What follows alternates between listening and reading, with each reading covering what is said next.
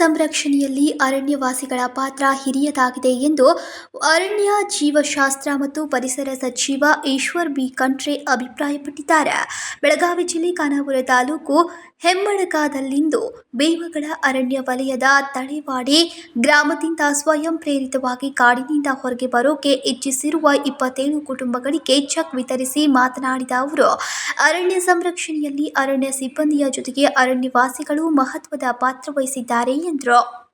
ಒತ್ತಾಯಪೂರ್ವಕವಾಗಿ ಅರಣ್ಯದಿಂದ ಅರಣ್ಯವಾಸಿಗಳನ್ನು ಹೊರಗೆ ಕಳಿಸ್ತಾ ಇಲ್ಲ ಎಂದು ಸ್ಪಷ್ಟಪಡಿಸಿದ ಸಚಿವರು, ಸ್ವಯಂ ಇಚ್ಛೆಯಿಂದ ತಾವೇ ಮುಂದೆ ಬಂದು ಅರಣ್ಯವಾಸಿಗಳನ್ನು ಸಮಾಜದ ಮುಖ್ಯವಾಹಿನಿಗೆ ತರುವ ಪ್ರಯತ್ನವನ್ನ ಸರ್ಕಾರ ಮಾಡ್ತಿದೆ ಎಂದರು.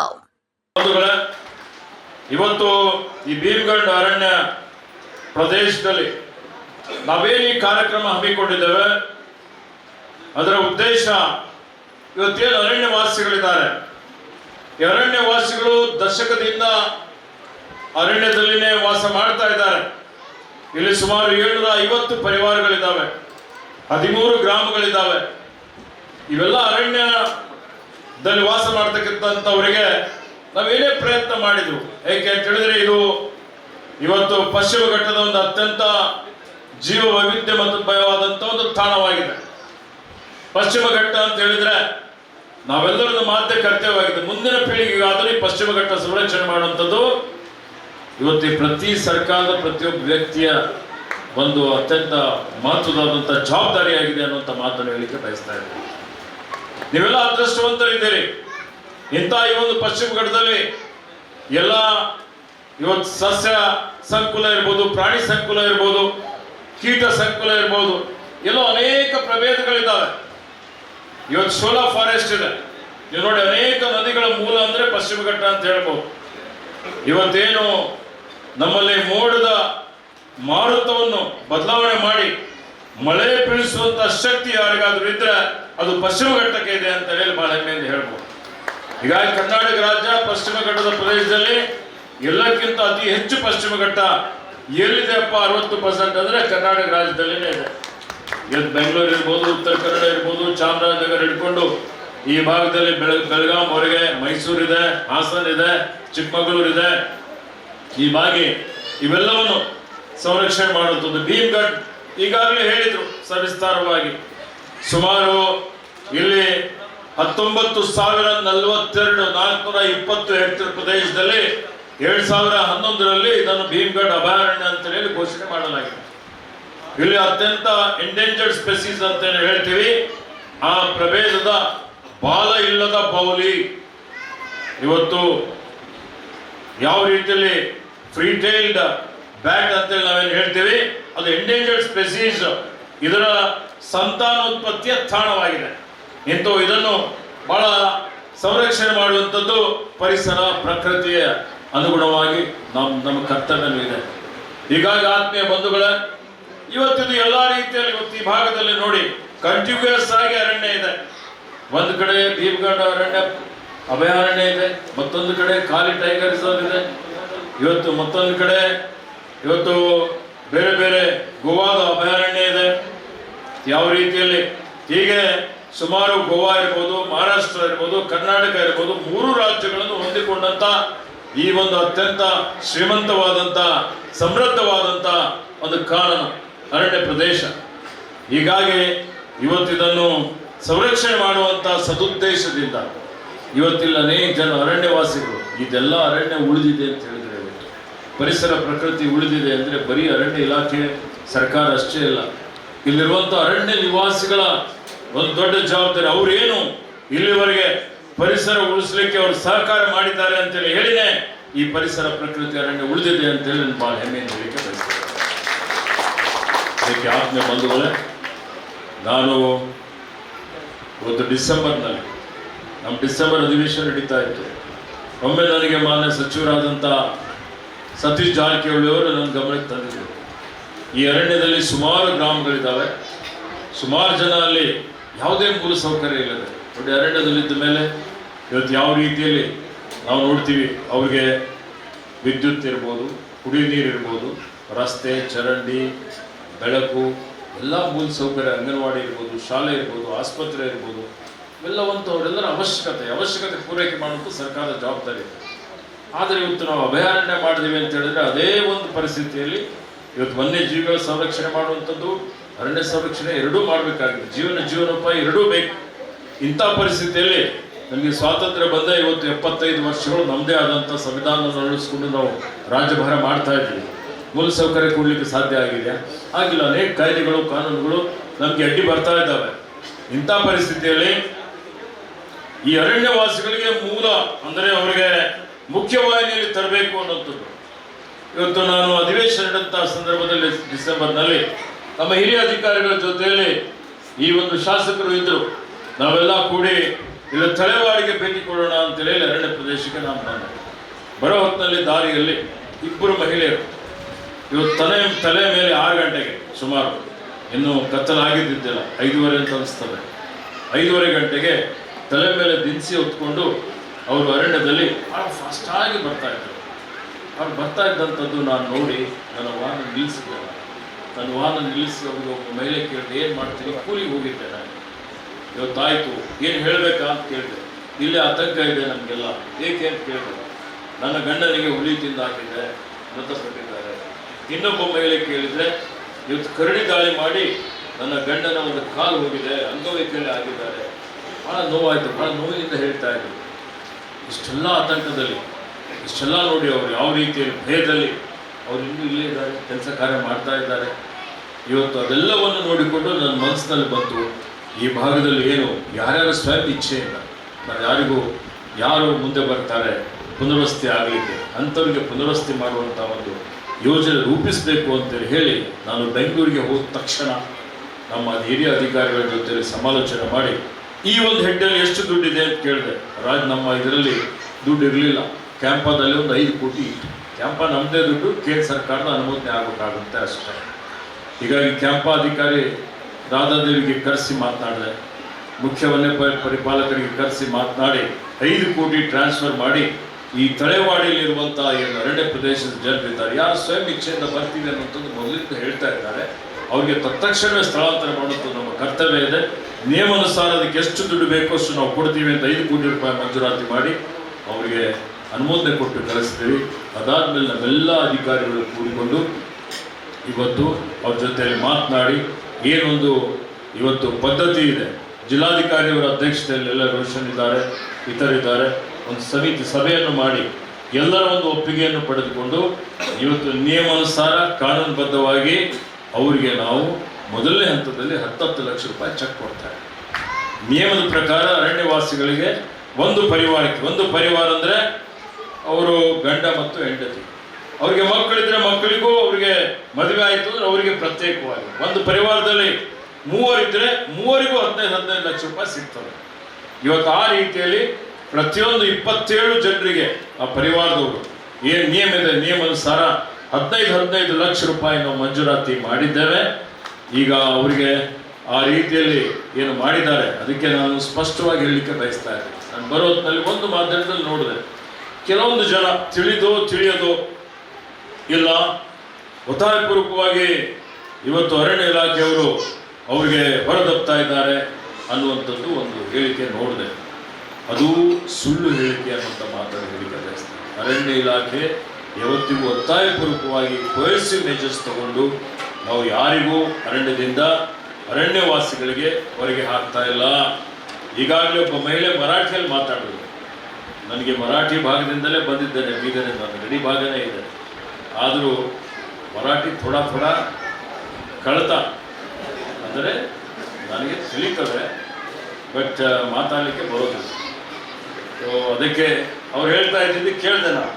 ಸ್ವಯಂ ಇಚ್ಛೆ ನಾನು ಮತ್ತೊಮ್ಮೆ ಪುನರುಚ್ಚರಿಸ್ತಾ ಇದ್ದೇನೆ, ನಮ್ಮ ಸರ್ಕಾರ ಒತ್ತಾಯಪೂರ್ವಕವಾಗಿ ಯಾರಿಗೂ ಒಕ್ಕಲೆಬ್ಬಿಸ್ತಾ ಇಲ್ಲ. ಅರಣ್ಯವಾಸಿಗಳಿಗೆ ಸ್ವಯಂ ಇಚ್ಛೆಯಿಂದ ಅರಣ್ಯವಾಸಿಗಳು ಇವತ್ತು ನಾವು ಪುನರ್ವಸತಿ ಮಾಡಿಕೊಳ್ತೇವೆ ಅನ್ನುವಂಥದ್ದು ಬರವಣಿಗೆಯಲ್ಲಿ ಕೊಟ್ಟು ಒಪ್ಪಿಗೆ ಸೂಚಿಸಿದ ಮೇಲೆ ಮಾತ್ರ ನಮ್ಮ ಅಧಿಕಾರಿಗಳು, ಕಂದಾಯ ಇಲಾಖೆ ಅಧಿಕಾರಿಗಳು ಕೂಡಿ ಅವರಿಗೆ ಪುನರ್ವಸತಿ ಕಲ್ಪಿಸಿಕೊಡುವಂಥ ಕೆಲಸ ನಾವು ಮಾಡಿದ್ದೀವಿ ಅಂತೇಳಿ ನಾನು ಮತ್ತೊಮ್ಮೆ ತಮ್ಮೆಲ್ಲರಿಗೆ ಹೇಳಿಕೆ ಬಯಸ್ತಾ ಇದ್ದೀನಿ. ಶಾಸಕರು ಮಾತನಾಡಿದಾಗ ಹೇಳಿದ್ದಾರೆ 15 ಲಕ್ಷ ರೂಪಾಯಿ ಕೊಡ್ತೀವಿ, ಕೊಟ್ಟು ಎಲ್ಲಿ ಹೋಗ್ತಾರೆ, ಅವರಿಗೆ ನಿವೇಶನ ಬೇಕು. ಅವರಿಗೆ ಮನೆ ಬೇಕು, ಅವರಿಗೆ ಉದ್ಯೋಗ ಬೇಕು, ಅದು ಸತ್ಯನೇ ಇದೆ. ಇವತ್ತು ಅನೇಕ ಯೋಜನೆಗಳು ಕಾರ್ಯಕ್ರಮಗಳಿದ್ದಾವೆ. ರಾಜೀವ್ ಗಾಂಧಿ ಹೌಸಿಂಗ್ ಕಾರ್ಪೊರೇಷನ್ ಇದೆ, ಅಲ್ಲಿ ಬಡವರಿಗೆ ಮನೆ ಕೊಡುವಂಥ ಒಂದು ಯೋಜನೆ ಇದೆ. ಇವರಿಗೆ ಕಂದಾಯ ಇಲಾಖೆ ವತಿಯಿಂದ ಸರ್ಕಾರಿ ಜಮೀನು 1 ಎಕರೆ ಎಲ್ಲಾದರೂ ಲಭ್ಯ ಇದ್ದರೆ ಅದು ಕೊಡ್ಬೋದು 27 ಜನರಿಗೆ. ಇವತ್ತು ಮಾನ್ಯ ಸತೀಶ್ ಅವರು ಜಿಲ್ಲಾಧಿಕಾರಿ ಅವರಿಗೆ ಮಾತನಾಡಿದ್ದಾರೆ, ಅವರು ಪ್ರಯತ್ನ ಮಾಡ್ತಾರೆ. ಅಥವಾ 1 ಎಕರೆ ಜಮೀನು ಖರೀದಿ ಮಾಡ್ಬೋದು, ಅಥವಾ ನಮಗೆ 15 ಲಕ್ಷದಲ್ಲಿ ಸ್ವಲ್ಪ ಹಣ ಹಾಕಿದ್ರು ಅದು 1 ಎಕರೆ ಜಮೀನು ಖರೀದಿ ಮಾಡ್ಬೋದು. ಇದು ಸರ್ಕಾರದ ವತಿಯಿಂದ ಮನೆ ಮಂಜೂರಾತಿ ಮಾಡುವಂಥದ್ದು ಮಾಡ್ಬೋದು. ಇದಿಷ್ಟಕ್ಕೆ ಮುಗೀತು ಅಂತಲ್ಲ, ಹಲವು ಕಡೆ ನಾವೆಲ್ಲರೂ ಪ್ರಯತ್ನ ಮಾಡ್ತೇವೆ, ಸಚಿವ ಸಂಪುಟದಲ್ಲಿ ಚರ್ಚೆ ಮಾಡ್ತೇವೆ, ಮನೆ ಮುಖ್ಯಮಂತ್ರಿಗಳು ಗಮನಕ್ಕೆ ತರ್ತಾರೆ. ನಾನು ಸತೀಶ್ ಜಾರಕಿಹೊಳಿ ಅವರು ಮತ್ತು ಶಾಸಕರು ಎಲ್ಲರೂ ಸೇರಿ ಅವರಿಗೆ ಶಾಶ್ವತವಾದಂಥ ಒಂದು ಪರಿಹಾರವನ್ನು ಕಂಡುಕೊಳ್ಳಲಿಕ್ಕೆ ಪ್ರಾಮಾಣಿಕವಾದಂಥ ಒಂದು ಪ್ರಯತ್ನ ಮಾಡ್ತೀವಿ ಅನ್ನೋ ಮಾತನ್ನು ಈಗ ಯಾರ್ಯಾರು ಸ್ಥಳಾಂತರಗೊಳ್ತಾ ಇದ್ದಾರೆ ಅವ್ರ ಜೊತೆಯಲ್ಲಿ ನಾನು ಸಮಾಲೋಚನೆ ಮಾಡಿದ್ದೆ. ಕೆಲವರು ಗೋವಾದಲ್ಲಿದ್ದಾರೆ, ಕೆಲವರು ಕೋಲಾದಲ್ಲಿದ್ದಾರೆ, ಕೆಲವರು ಬೆಳಗಾಂದಲ್ಲಿದ್ದಾರೆ, ಕೆಲವರು ಇವತ್ತು ವಿದ್ಯಾಭ್ಯಾಸ ಮಾಡಿದ್ದಾರೆ. ಒಬ್ಬರು ಹೇಳಿಕೆ ನೋಡಿದೆ, ಒಬ್ಬರು ಇಂಜಿನಿಯರ್ ಆಗಿದ್ದಾರೆ, ಒಬ್ಬರು BCom ಆಗಿದ್ದಾರೆ. ಭಾಳ ಖುಷಿಯ ಸಂಗತಿ ಆಗಿದೆ. ಹೀಗಾಗಿ ಅವರಿಗೆ ಕೆಲವೊಂದು ಜನ ನನಗೆ ನಿನ್ನೆ ಫೋನ್ ಮಾಡಿದರು, ಇವತ್ತು ಅವ್ರಿಗೆ ವಿದ್ಯುತ್ ಕೊಡ್ತಾ ಇದ್ದೀರಿ ಕೆಲವೊಂದು ಕಡೆ ಅಂಡರ್ಗ್ರೌಂಡಲ್ಲಿ, ಮತ್ತು ಅರಣ್ಯ ವಾಸಿಗಳಿಗೆ ಇವತ್ತು ವನ್ಯಜೀವಿಗಳಿಗೆ ಅವರಿಗೆ ಆವಾಸಕ್ಕೆ ತೊಂದರೆ ಆಗ್ತದೆ. ನಾನು ಹೇಳಿದೆ, ಆಯ್ತು ಸ್ವಾಮಿ, ನೀವು 1 ದಿವಸ ವಿದ್ಯುತ್ ಇಲ್ಲದೆ ಇರ್ತೀರೇನು ಹೇಳಿ ಅಂತ ಕೇಳಿದೆ. 1 ದಿವಸ ಆದರೂ ನೀವು ಐಷಾರಾಮಿ ಜೀವನ ಬಿಟ್ಟು ಹೊರಗೆ ಬಂದಿದ್ದೀರಾ? ಇವತ್ತು ಎಲ್ಲೇ ಒಂದು ಕಡೆ ಕೂತ್ಕೊಂಡು ಸುಮ್ಮನೆ ಹೇಳಿಕೆ ಅಲ್ಲ, ಅಲ್ಲಿ ಇದ್ದುಕೊಂಡು ಅಲ್ಲಿ ಕಷ್ಟ ನಷ್ಟ ಏನಿದೆ ಅನೇಕ ಸಲ ನನ್ನ ಗಮನಕ್ಕೆ ಬಂದಿದೆ. ಈಗಾಗಲೇ ಹೇಳಿದರು, ಯಾರೋ ಇವತ್ತು DC ಅವರೇ ಹೇಳಿದರು, ಇವತ್ತೊಬ್ಬ ಮಹಿಳೆ ಇವತ್ತು ಏನು ಹೆರಿಗೆಗಂತೇಳಿ ಹೋಗುವಂಥ ಸಂದರ್ಭದಲ್ಲಿ ಇವತ್ತು ದೂರ ಇದ್ದ ಕಾರಣ ಇವತ್ತು ಇಲ್ಲೇ ಸರಿಯಾದ ರೀತಿಯಲ್ಲಿ ಅವರಿಗೆ ಆರೋಗ್ಯದ ಅಂದರೆ ಚಿಕಿತ್ಸೆ ಸಿಗದೇ ಇದ್ದ ಕಾರಣ ರಸ್ತೆಯಲ್ಲೇ ಅವರು ಹಸುವಿಗಿದ್ರು ಅಂತೇಳಿ. ಆ ಜೀವಕ್ಕೆ ಬೆಲೆ ಕಟ್ಟಲಿಕ್ಕೆ ಆಗುತ್ತೆ, ಜೀವಕ್ಕೆ ಬೆಲೆ ಕಟ್ಟಲಿಕ್ಕೆ ಆಗಲ್ಲ. ಜೀವ ಅತ್ಯಮೂಲ್ಯವಾದಂಥದ್ದು. ಹೀಗಾಗಿ ಇವತ್ತು ನಾವು ಇದೆಲ್ಲವನ್ನೂ ಗಮನದಲ್ಲಿಟ್ಕೊಂಡು ಈಗಾಗಲೇ ನಾನು ಮಾತನಾಡಿದ್ದೇನೆ. ಮತ್ತು ಇನ್ನೂ ಈ ತಳೆವಾಡಿ ಅಷ್ಟೇ ಅಲ್ಲ, ಯಾರ್ಯಾರ ಈ ಭಾಗದಲ್ಲಿ 750 ಇಡೀ ರಾಜ್ಯದಲ್ಲಿ ಕುದುರೆಮುಖದಲ್ಲಿದೆ, ಚಾಮರಾಜನಗರದಲ್ಲಿದೆ, ನಾಗರಹೊಳೆಯಲ್ಲಿದ್ದಾರೆ, ಬಹಳಷ್ಟು ಕಡೆ ಇದ್ದಾರೆ, ಸಾವಿರಾರು ಜನ ವಾಸ ಮಾಡ್ತಾ ಇದ್ದಾರೆ. ಹಂತದಲ್ಲಿ ನಾನು ಮಾನ್ಯ ಮುಖ್ಯಮಂತ್ರಿಗಳಿಗೆ ಮನವಿ ಮಾಡಿದ್ದೇನೆ, ಕೇಂದ್ರ ಸಚಿವರಾದಂಥ ಭೂಪೇಂದ್ರ ಯಾದವ್ರಿಗೂ ಭೇಟಿ ಮಾಡಿ ಒಂದು ಪ್ರಸ್ತಾವನೆಯನ್ನು ಸಲ್ಲಿಸಿದ್ದೇನೆ. ಕ್ಯಾಂಪಾದಲ್ಲಿ ನಮಗೆ ಪುನರ್ವಸತಿಗಾಗಿ ಒಂದು 500 ಕೋಟಿ ಕೊಡಿ ಅಂತ. 5-10 ಕೋಟಿ ಕೊಟ್ಟರೆ ಆಗೋದಿಲ್ಲ, ಅಷ್ಟು ಕೊಟ್ಟರೆ ಹಂತವಾಗಿ ಯಾರ್ಯಾರು ಸ್ವಯಂ ಇಚ್ಛೆಯಿಂದ ಹೊರಗಡೆ ಹೋಗ್ಲಿಕ್ಕೆ ಮುಂದೆ ಬರ್ತಾರೆ ಅವರಿಗೆ ಶಾಶ್ವತವಾದಂಥ ಪರಿಹಾರ ಕಂಡುಕೊಳ್ಳುವಂಥ ರೀತಿಯಲ್ಲಿ ಇವತ್ತು ನಾವು ಅದನ್ನು ಯೋಜನೆ ಹಾಕ್ಕೊಳ್ತೀವಿ ಅನ್ನುವಂಥ ಒಂದು ಮಾತನ್ನು ನಾನು ಹೇಳಿದ್ದೇನೆ. ಅದಕ್ಕೆ ಮುಂಬರುವಂಥ ದಿನಮಾನಗಳಲ್ಲಿ ಸನ್ಮಾನ್ಯ ಮುಖ್ಯಮಂತ್ರಿಗಳು ಮತ್ತು ಕೇಂದ್ರದ ಜೊತೆಯಲ್ಲಿ ಚರ್ಚೆ ಮಾಡಿ ಇದಕ್ಕೆಲ್ಲ ಶಾಶ್ವತವಾದಂಥ ಯಾರ್ಯಾರು ಮುಖ್ಯವಾಹಿನಿಯಲ್ಲಿ ಬರಲಿಕ್ಕೆ ಇಚ್ಛೆ ಪಡ್ತಾರೆ ಅವಶ್ಯಕತೆಯೂ ಇದೆ. ನೋಡಿ, ಈಗ ಒಂದಾನೊಂದು ಕಾಲದಲ್ಲಿ ನಮ್ಮ ಪೂರ್ವಜರೆಲ್ಲ ಇದ್ರು, ಅವ್ರಿಗೆ ಗೊತ್ತಿತ್ತು ವನ್ಯಜೀವಿಗಳ ಜೊತೆಲಿ ಹೆಂಗೆ ಸಹಬಾಳ್ವೆ ಮಾಡಬೇಕು ಅಂತ. ಅವ್ರು ಯಾರು ಹುಲಿಗೆ ಅಥವಾ ಆನೆಗಳಿಗೆ ಬಲಿ ಆಗ್ತಾ ಇರಲಿಲ್ಲ, ಯಾಕಂದರೆ ಅವರು ಅದರ ಏನು ಯಾವ ರೀತಿಯಲ್ಲಿ ಬಿಹೇವಿಯರ್ ಇದೆ ಅದೆಲ್ಲವನ್ನೂ ಅರ್ಥ ಮಾಡಿಕೊಂಡಿದ್ರು. ಇಂದಿನ ಪೀಳಿಗೆ ಇವತ್ತು ಮೊಬೈಲ್ ಇದೆ, ಫೇಸ್ಬುಕ್ ಇದೆ, ಇಡೀ ಜಗತ್ತಿನಲ್ಲಿ ಏನೇನು ನಡೀತಾ ಇದೆ ಗೊತ್ತಿದೆ, ಎಲ್ಲ ನಗರೀಕರಣ ಆಗಿದೆ, ನಗರಕ್ಕೆ ಹೋಗ್ತಾರೆ. ಅವ್ರಿಗೆ ವನ್ಯಜೀವಿಗಳ ಜೊತೆಯಲ್ಲಿ ಬದುಕು ಕಟ್ಟಿಕೊಳ್ಳಿಕ್ಕೆ ಆಗೋದಿಲ್ಲ.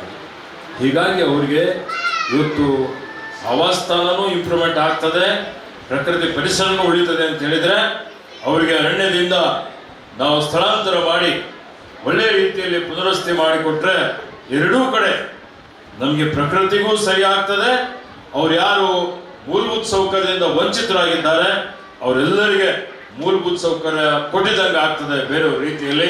ಅದಕ್ಕೆ ಹೆಚ್ಚಿನ ರೀತಿಯಲ್ಲಿ ಆಯವ್ಯಯದಲ್ಲಿ ಅವೇನು ಸುಮಾರು ಕರ್ನಾಟಕ ರಾಜ್ಯದಾದ್ಯಂತ ಇದನ್ನು ನಾವು ಭಾಳ ಇವತ್ತು ಪರಿಣಾಮಕಾರಿಯಾಗಿ ಅನುಷ್ಠಾನ ಮಾಡಬೇಕು ಅಂದರೆ ಕನಿಷ್ಠ 1,000 ಕೋಟಿ ಬೇಕಾಗ್ತದೆ. ಈ 3 ವರ್ಷದಲ್ಲಿ 300 ಕೋಟಿ ರೂಪಾಯಿ ಅನುದಾನ ಇಟ್ಟಿದ್ರು.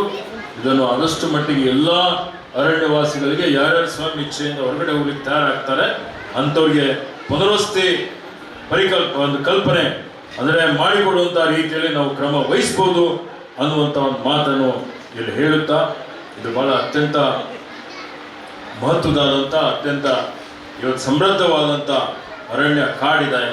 ಈ ಕಾಡನ್ನು ಬೆಳೆಸುವಂಥದ್ದು ಉಳಿಸುವಂಥದ್ದು. ಹಿಂದೆ ನೋಡಿ ಭೀಮ್ಗಢ್ ಛತ್ರಪತಿ ಶಿವಾಜಿ ಮಹಾರಾಜರವರು ಪೋರ್ಚುಗೀಸ್ ಜೊತೆಯಲ್ಲಿ ಹೋರಾಟ ಮಾಡಬೇಕು ಅಂತೇಳಿ ಇಲ್ಲೊಂದು ಇವತ್ತು ಕೋಟೆ ಕಟ್ಟಿದ್ದಾರೆ. ಅದಕ್ಕೆ ಭೀಮ್ಗಢ್ ಅಂತ ಹೆಸರು ಬಿಟ್ಟಿದೆ. ಹೀಗಾಗಿ ಭೀಮ್ಗಢ್ ಅಭಯಾರಣ್ಯ ಅತ್ಯಂತ ಸಮೃದ್ಧವಾದಂಥ ಒಂದು ಕಾಡಿದೆ. ಇದನ್ನು ಉಳಿಸೋಣ, ಸಂರಕ್ಷಿಸೋಣ. ಇವತ್ತು ಕಾಡು ಬೆಳೆದರೆ ನಾಡು ಉಳಿತದೆ, ಹಸಿರೇ ಉಸಿರು. ಆ ರೀತಿಯಲ್ಲಿ ನಾವೆಲ್ಲರೂ ಇವತ್ತು ಮುಂದೆ ಕ್ರಮ ಕೈಗೊಳ್ಳೋಣ ಅನ್ನುವಂಥ ಒಂದು ಮಾತನ್ನು ಹೇಳಿ, ಇನ್ನು ಬೇರೆ ಬೇರೆ ಏನು ಗ್ರಾಮಗಳಲ್ಲಿ ಅರಣ್ಯವಾಸಿಗಳಿದ್ದಾರೆ, ಹಂತ ಹಂತದಲ್ಲಿ ಯಾರು ಮುಂದೆ ಬರ್ತಾರೆ ಅವರಿಗೂ ಸಹಿತ ಇದನ್ನು ಈ ಪ್ಯಾಕೇಜ್ ಕೊಟ್ಟು ಅವರಿಗೆ ಪುನರ್ವಸತಿ ಕಲ್ಪಿಸಿಕೊಡುವಂಥ ಕೆಲಸ ನಮ್ಮ ಸರ್ಕಾರ ಮಾಡ್ತದೆ ಅನ್ನುವಂಥ ಮಾತನ್ನು ಮತ್ತೊಮ್ಮೆ ಹೇಳುತ್ತಾ, ಕಾರ್ಯಕ್ರಮ ಬಹಳ ಉತ್ತಮವಾಗಿ ಆಯೋಜನೆ ಮಾಡಿದ್ದಾರೆ ನಮ್ಮ ಅರಣ್ಯ ಇಲಾಖೆಯವರೆಲ್ಲರೂ. ಇವತ್ತು ಮಂಜುನಾಥ್ ಇರ್ಬೋದು, ಅಥವಾ ಮಾರಿಯಾ ಇರ್ಬೋದು, ಸುನೀತಾ ಇರ್ಬೋದು, ನಾಗರಾಜ್, ಇತರ ಎಲ್ಲರೂ ಕೂಡಿ, ಮತ್ತು ಎಲ್ಲ ನಮ್ಮ ಹಾಡಿಗಳಲ್ಲಿರುವಂಥವರೆಲ್ಲರೂ ಬಂದಿದ್ದೀರಿ. ಅರಣ್ಯ ಪರಿಸರವಾದಿಗಳು ಬಂದಿದ್ದೀರಿ. ವಿಶೇಷವಾಗಿ ಉಸ್ತುವಾರಿ ಮಂತ್ರಿ ಆದಂಥ ಸತೀಶ್ ಅವರು, ಶಾಸಕರು ಈ ಕಾರ್ಯಕ್ರಮಕ್ಕೆ ಬಂದಿದ್ದಕ್ಕಾಗಿ ಅವರಿಗೂ ಎಲ್ರಿಗೂ ಧನ್ಯವಾದಗಳು, ಅಭಿನಂದನೆಗಳು ಹೇಳಿ ನನ್ನ 2 ಮಾತುಗಳನ್ನು ಮುಗಿಸ್ತಾನೆ. ಜೈ ಹಿಂದ್, ಜೈ ಕನ್ನಡ. ಕಾರ್ಯಕ್ರಮ ಉದ್ಘಾಟಿಸಿದ ಲೋಕೋಪಯೋಗಿ ಸಚಿವ ಸತೀಶ್ ಜಾರಕಿಹೊಳಿ, ಕಳೆದ 20 ವರ್ಷಗಳಿಂದ ಸ್ಥಳಾಂತರದ ಬೇಡಿಕೆ ಇತ್ತು. ಈಶ್ವರ್ ಖಂಡ್ರೆ ಅವರು ಬಹಳಷ್ಟು ಮುತುವರ್ಜಿ ವಹಿಸಿ ಜನಪರವಾಗಿ ಮಹತ್ವದ ಯೋಜನೆ ಮಾಡಿದ್ದಾರೆ. ಅವರಿಗೆ ಅಭಿನಂದನೆಯನ್ನ ಸಲ್ಲಿಸಬೇಕು ಎಂದರು. ಸಿಶಿಎಫ್ ಅವರು, ಶಿವಣ್ಣ ಅವರು ಸುದೀರ್ಘವಾಗಿ ಹೇಳಿದ, ನಾವು ಯಾಕೆ ಅವರನ್ನು ಶಿಫ್ಟ್ ಮಾಡ್ತಾ ಇದ್ವಿ, ಸರ್ಕಾರ ಮತ್ತು ನಮ್ಮ ಜವಾಬ್ದಾರಿ ಅರಣ್ಯ ರಕ್ಷಣೆ ಮಾಡಬೇಕಾಗಿದೆ. ಅರಣ್ಯ ಇದ್ರೇ ಬಹುಶಃ ನಾವು ಒಳ್ಳೆಯ ಮಳೆ ಗಾಳಿ ಪಡೀಲಿಕ್ಕೆ ಸಾಧ್ಯ ಆಗ್ತಾ ಇದೆ. ಆ ನಿಟ್ಟಿನಲ್ಲಿ ಇವರು ಸಾವಿರಾರು ವರ್ಷಗಳಿಂದ ಅರಣ್ಯ ಮಧ್ಯೆ ಇರುವಂಥ ಅಲ್ಲಿಯ ಜನವಸತಿಗಳು ಬಹುಶಃ ಇವತ್ತು ಅರಣ್ಯ ರಕ್ಷಣೆ ಮಾಡುವಂಥ ಸಂದರ್ಭದಲ್ಲಿ ಅವ್ರನ್ನ ಸ್ಥಳಾಂತರ ಮಾಡಲಿಕ್ಕೆ ಸರ್ಕಾರದ ಯೋಜನೆಯಲ್ಲಿ ಭಾಳ ದಿನ ನಡೀತಾ ಇದೆ. ಸುಮಾರು 15-20 ವರ್ಷಗಳಿಂದ ಅವ್ರನ್ನ ಬೇರೆ ಕಡೆ ಸ್ಥಳಾಂತರ ಮಾಡಬೇಕಂದ್ರೂ ಕೂಡ ನಾನಾ ಕಾರಣಗಳಿಂದ ಅದು ಸಾಧ್ಯ ಆಗಿರಲಿಲ್ಲ. ಅದು ಸನ್ಮಾನ್ಯ ಅರಣ್ಯ ಸಚಿವರ ಈಶ್ವರ್ ಖಂಡ್ರೆ ಅವರು ಭಾಳಷ್ಟು ಮುತುವರ್ಜಿ ವಹಿಸಿ ಈ ಕಾರ್ಯಕ್ರಮವನ್ನು ಜಾರಿಗೆ ತರಬೇಕು, ಸರ್ಕಾರ ಮತ್ತು ಜನರ ಪರವಾಗಿ ಕೂಡ ಕೆಲಸ ಮಾಡಬೇಕಂತ ಭಾಳ ಮಹತ್ವದ ಯೋಜನೆ ಮಾಡಿದ್ದಾರೆ. ಅವ್ರಿಗೆ ನಾವೆಲ್ಲ ಅಭಿನಂದನೆಗಳನ್ನು ಸಲ್ಲಿಸಬೇಕಾಗ್ತದೆ. ಭಾಳ ದಿನದಿಂದ ಮಾಡಬೇಕಂದ್ರೂ ಕೂಡ ಮಾಡಲಿಕ್ಕೆ ಸಾಧ್ಯ ಆಗಿರ್ಕಿಲ್ಲ. ಭಾಳ ಸರ್ಕಾರಗಳು, ಸಚಿವರು ಕೂಡ ಪ್ರಯತ್ನ ಮಾಡಿ ಕೂಡ ಅದು ಆಗಿರ್ಕಿಲ್ಲ. ಅವರ ಹೆಚ್ಚು ಕಾಳಜಿ ವಹಿಸಿದ ಈ ಯೋಜನೆ ಆಗಿದೆ. ಈ ಯೋಜನೆಯಿಂದ ಅವರು ಕೂಡ ಅನುಕೂಲ ಆಗಿದೆ. ನಮ್ಮ ಮಂತ್ರಿಗಳಲ್ಲಿ ವಿನಂತಿ, ಬಹುಶಃ ಅವ್ರು ಕೊಟ್ಟಿರುವಂಥ ಅನುದಾನ ತಮ್ಮ ಇನ್ನೂ ಹೆಚ್ಚು ಅವ್ರ ನಿರೀಕ್ಷೆಗಿದ್ದಾರೆ. ಯಾಕಂದರೆ ಅವರು ಭಾಳ ದಿನಗಳಿಂದ ಇದ್ದಾರೆ, ಅವರು ಅಲ್ಲಿ ಎಲ್ಲ ಬಿಟ್ಟು ಹೋಗಬೇಕಾಗಿದೆ. ಅವ್ರಿಗೆ ತಮ್ಮ ನೇತೃತ್ವದಲ್ಲಿ ಇನ್ನೂ ಹೆಚ್ಚು ಅವರಿಗೆ ಸಹಾಯ ಆಗಬೇಕನ್ನೋ ಅವ್ರ ಬೇಡಿಕೆ ಇದೆ. ಅದನ್ನು ತಮ್ಮ ಭಾಷೆಗಳಲ್ಲಿ ತಾವು ಅದನ್ನು ಹೇಳ್ತಾರೆ ಅಂತ ಭಾವಿಸಿ, ಅದರ ಜೊತೆಗೆ ಅರಣ್ಯ ಇಲಾಖೆಯಿಂದ ಸಚಿವರು ಈ ಕಡೆ ಭಾಳಷ್ಟು ಗಮನ ಕೊಡಬೇಕಾಗಿದೆ. ಯಾಕಂದರೆ ಇದು ಭಾಳ ದೊಡ್ಡ ಪ್ರಖ್ಯಾತವಾಗಿರುವಂಥ ಒಂದು ಅರಣ್ಯ ಸ್ಥಳ ಆಗಿದೆ. ಇಲ್ಲಿ ಇನ್ನೂ ಟೂರಿಸಮ್ಗೆ ಭಾಳಷ್ಟು ಅವಕಾಶ ಇದೆ.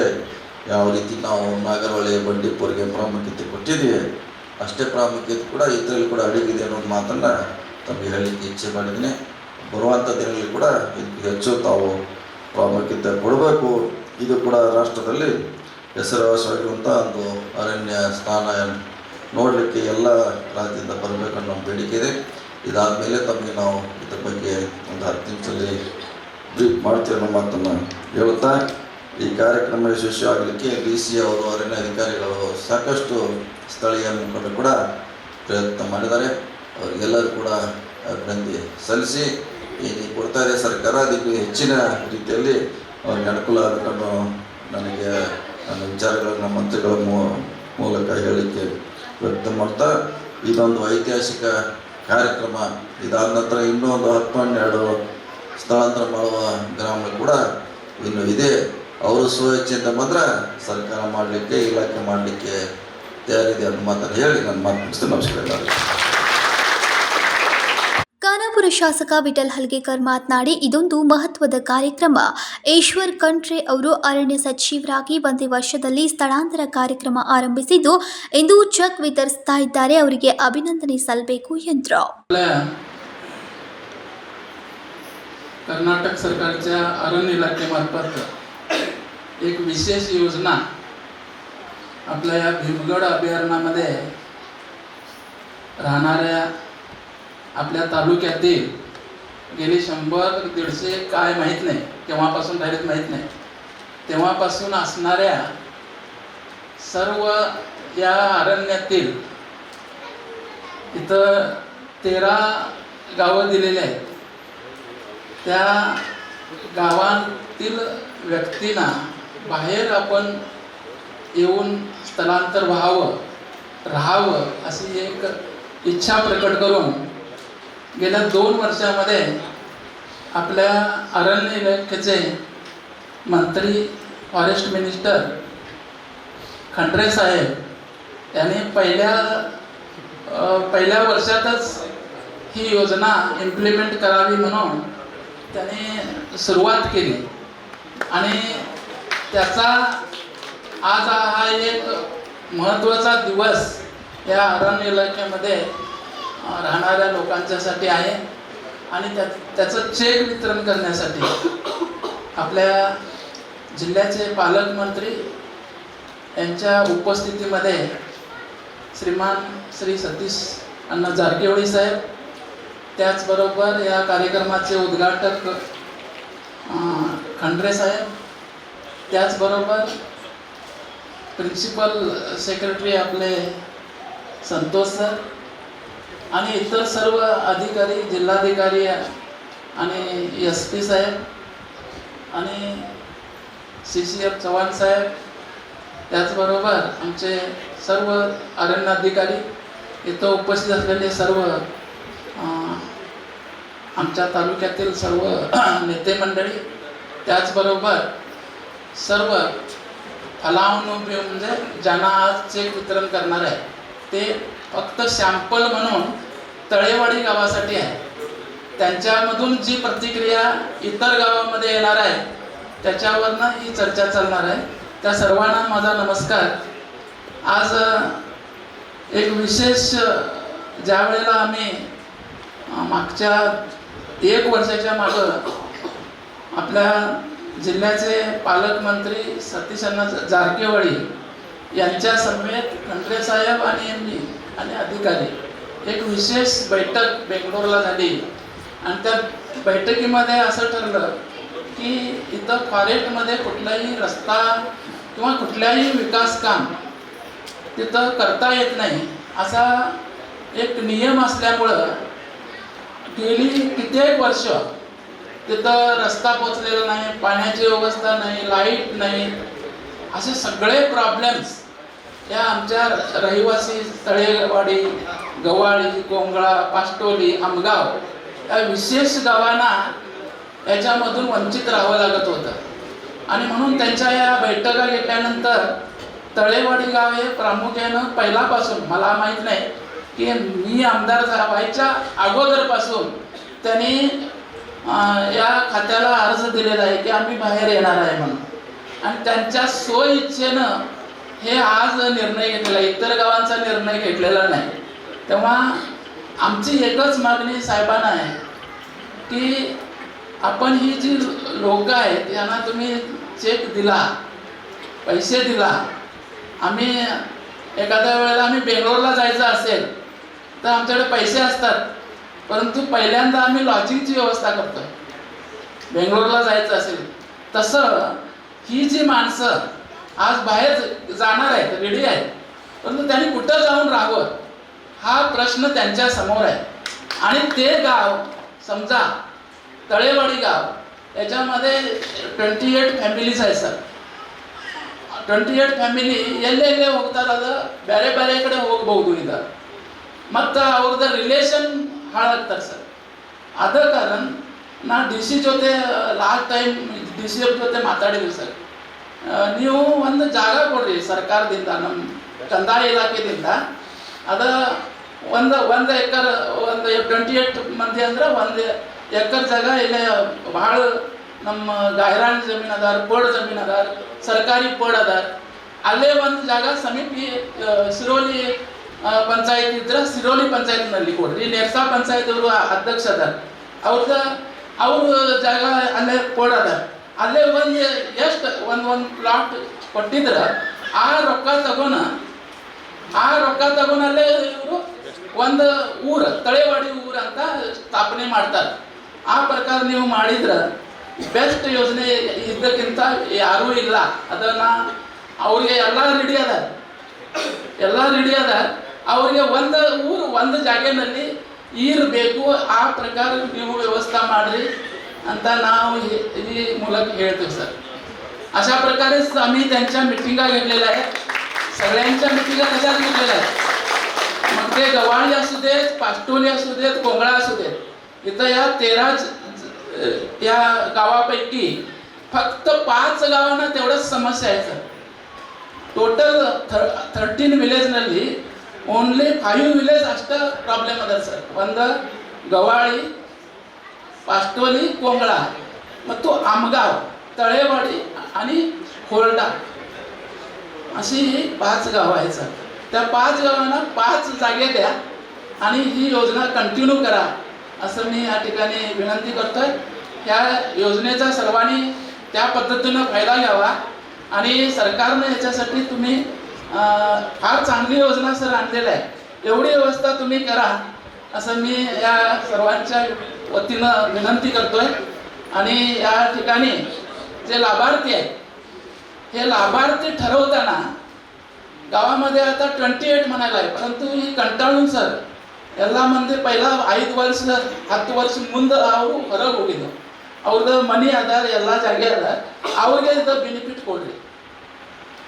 सर्वे ಮಾಡಿ ಅವ್ರಿಗೆ बेनिफिट ಕೊಡಬೇಕು. जी लोक आता ऑलरेडी गेलेत बाहेर त्यांना आपण सोडू नका.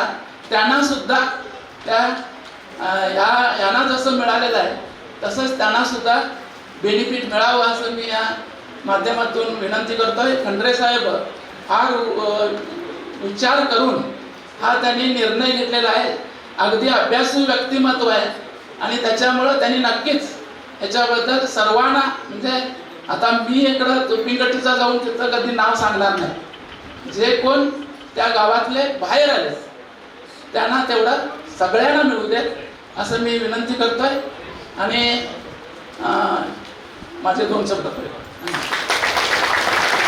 ಇನ್ನು ಕಾರ್ಯಕ್ರಮದಲ್ಲಿ ಮುಖ್ಯ ವನ್ಯಜೀವಿ ಪರಿಪಾಲಕರಾದ ಸುಭಾಸ್ ಮಾಲ್ಕಡೆ, ಕಾಂಪಾ ಮುಖ್ಯ ನಿರ್ವಹಣಾಧಿಕಾರಿ ರಾಧಾದೇವಿ, ಜಿಲ್ಲಾಧಿಕಾರಿ ಮೊಹಮ್ಮದ್ ರೋಷನ್, ಜಿಲ್ಲಾ ಪೊಲೀಸ್ ವರಿಷ್ಠಾಧಿಕಾರಿ ಡಾಕ್ಟರ್ ಭೀಮಾಶಂಕರ್ ಗುಳೇದ್ ಸೇರಿದಂತೆ ಅನೇಕರು ಪಾಲ್ಗೊಂಡಿದ್ದರು.